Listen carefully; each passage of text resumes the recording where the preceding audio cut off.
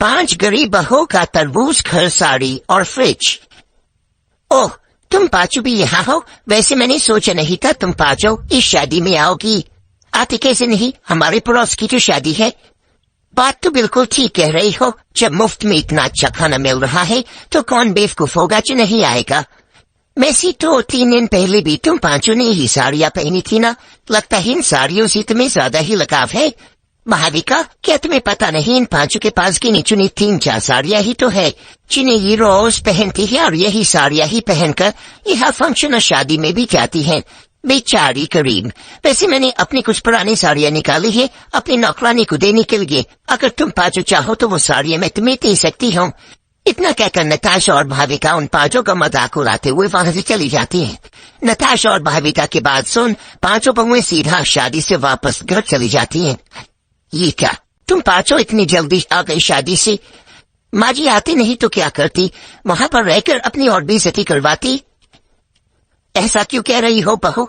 क्यों, क्या हुआ बताओ मुझे। माँ जी, नताशा और भाविका ने आज फिर से अपनी अमीरी का कमेंट दिखाते हुए हमारी बहुत बेइज्जती करी। हमारी पुरानी और पटी साड़ियों का मजाक उड़ाया। बहू, उन दोनों को तो तुम सब अच्छी तरह से जानती हो कि वो कैसे हर छोटी छोटी चीज का घमंड दिखाती है। छोड़ो उनकी बातों को, आ जाओ खाना खा लो। तुमने शादी में कुछ खाया भी नहीं होगा। अपनी सास की बात सुन पांचों बहुएं हाथ मुंह धोकर खाना खाती हैं और खाना खाकर चटाई बिछाकर बिना गुलर पंखे के गर्मी में ही अपने छोटे से घर में सो जाती है। और ऐसे ही कुछ दिन गुजर जाते। बाप रे बाप, इतनी गर्मी हो रही है। इतनी गर्मी में तो आंगन में बैठकर कपड़े बर्तन में नहीं धोई जा रही।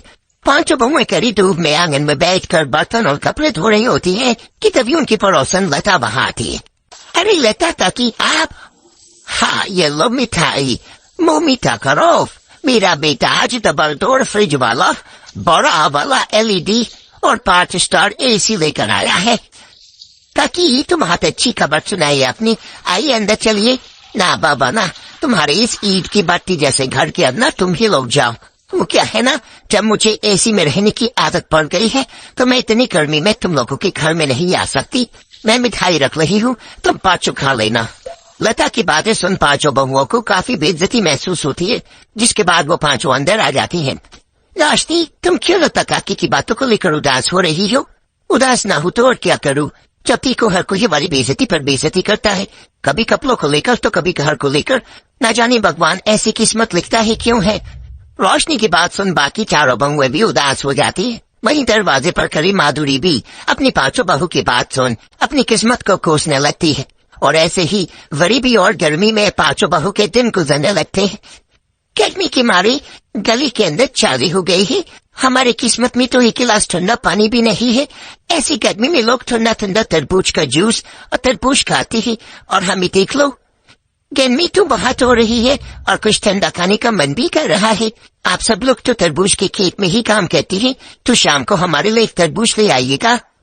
सेठ ने हमें तरबूज लेते हुए देख लिया तो बहुत बड़ी दिक्कत आ जाएगी, लेकिन हम फिर भी कोशिश करेंगे तरबूज लाने की। पांचों बहू के पति सेठ मंजूलाल के तरबूज के खेत में तरबूज की खेती और उसकी रखवाली का काम करते थे।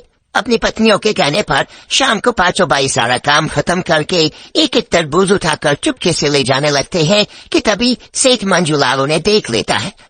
अरे तुम पांचों पर मेरे इतना भरोसा किया और तुम पांचों ही मेरे ही खेत में तरबूज चुरा रहे हो।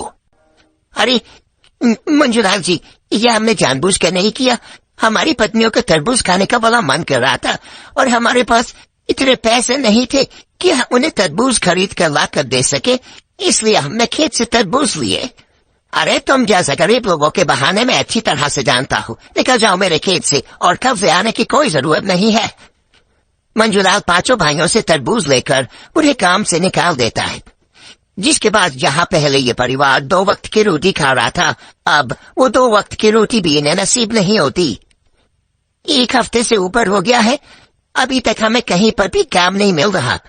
बस अब बहुत हुआ, अगर हम पांचों को काम नहीं मिल रहा है तो अब हम 5 बहुएं मिलकर काम करेंगी और इस घर को चलाएंगी।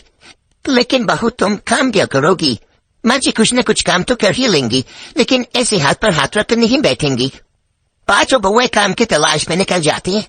काफी जगह पर काम ढूंढने के बाद आखिरकार पांचों बहुओं को मजदूरी का काम मिल जाता है और पांचों बहुएं मजदूरी करके अपना और अपने परिवार का पेट पालती है। और ऐसे ही दिन गुजर जाते हैं।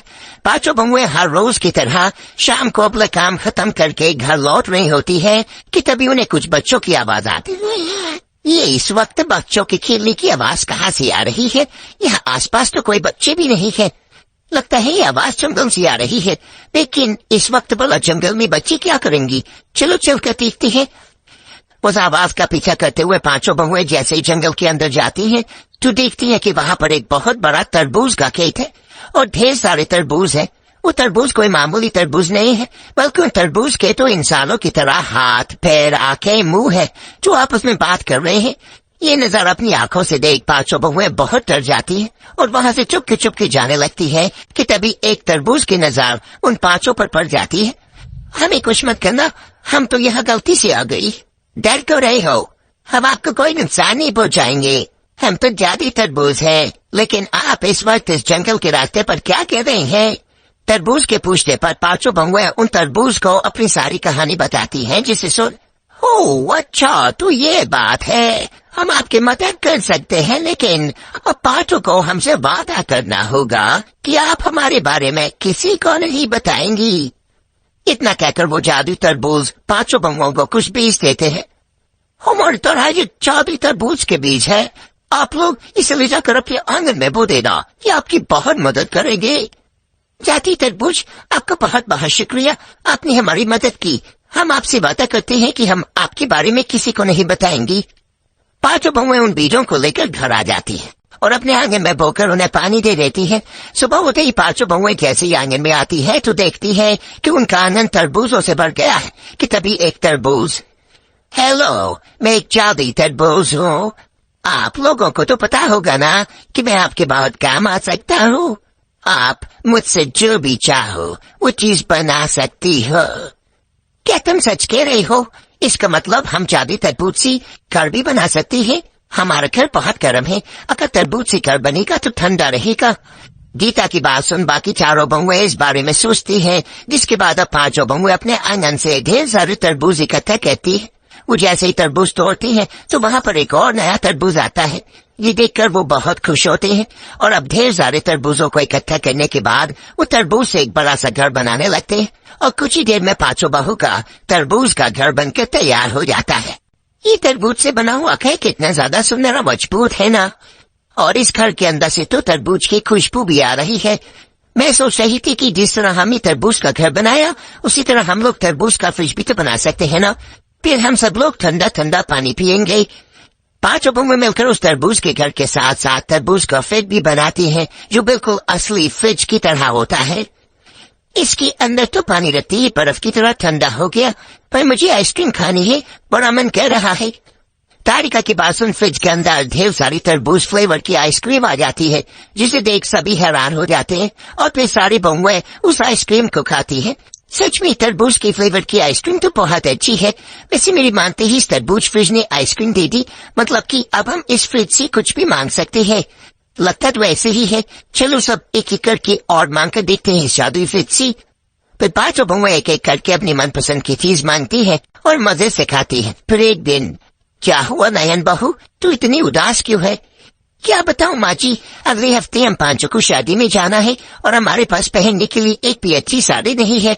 अगर हम फिर से यही साड़ियां पहन कर जाएंगी तो लोग हमारा बहुत मजाक उड़ाएंगी। इतनी सी बात के लिए परेशान होने की क्या जरूरत है? अरे जब तुम लोगों ने जादुई तरबूज से इतनी सारी चीजें बनाई है तो तुम साड़ियां भी तो बना सकती हो ना। माधुरी की बात सुन पांचों बहुएं खुशी से मुस्कुरा उठती है, जिसके बाद अब वो जादुई तरबूज से अपने लिए साड़ियां बनाती है। उन जादुई तरबूज की साड़ियां पहनकर उस शादी में जाती है। शादी में मौजूद सभी लोगों को पांचों बहू की तरबूज की साड़ियां काफी पसंद आती है। तुम पांचों की तरबूज की साड़ी तो बहुत बढ़िया लग रही है, क्या तुम हमारे लिए भी ऐसी ही साड़ी मंगवा सकती हो? हाँ क्यों नहीं, हम तुम्हारी भी तरबूज की साड़ी जरूर मंगवाएंगे, क्योंकि हम तुम्हारे जैसे नहीं है कि अपनी चीजों का घमंड दिखाते हुए दूसरों की बेइज्जती करें। हम लोग कल ही तुम्हारे घर पर तरबूज की साड़ियां बिछवाएंगे।